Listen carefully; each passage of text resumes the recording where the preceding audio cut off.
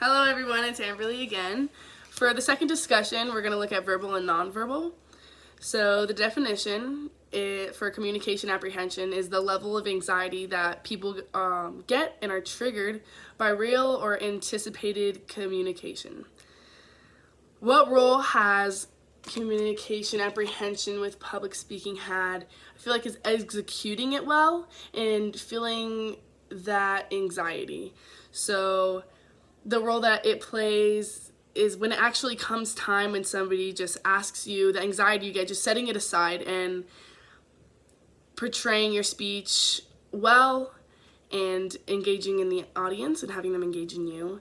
3 types of nonverbal communication that is most imperative for speaking to master in order to deliver a good speech. I feel like 1 is body language. Why? Because it engages your audience. With bad body language, I feel like they won't really listen to you, won't feel what you're feeling. The emotion aspect will be set aside. And if you do, it'll show your passion. Definitely hand signals, eye contact, simple things like that. And that also leads to the second one, which is eye contact.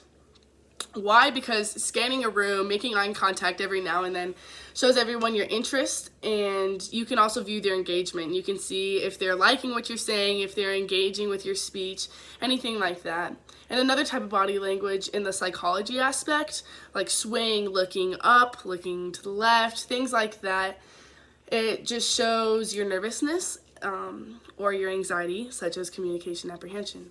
Nonverbal communication shapes your identity.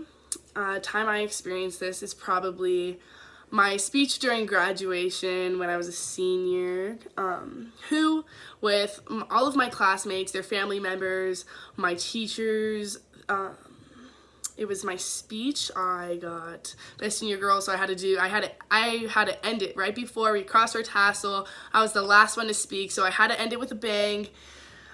It was in 2019 in front of everybody.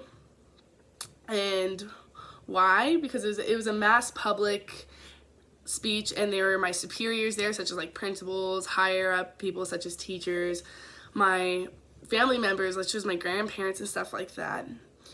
How has it affected the nonverbal communication I've viewed of myself? I feel like in that time I was unprepared when I thought I was. My body language wasn't too great. I was trying to engage the audience, get them excited like we're graduating, but I didn't really wrap my head around that and do it and act well.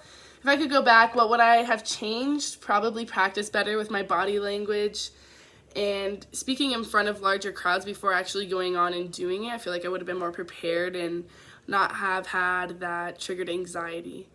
One piece of advice about how to relax your face in communication apprehension is to not show that you're anxious or nervous.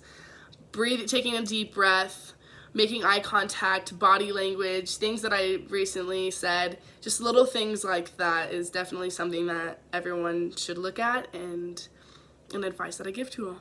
Thank you.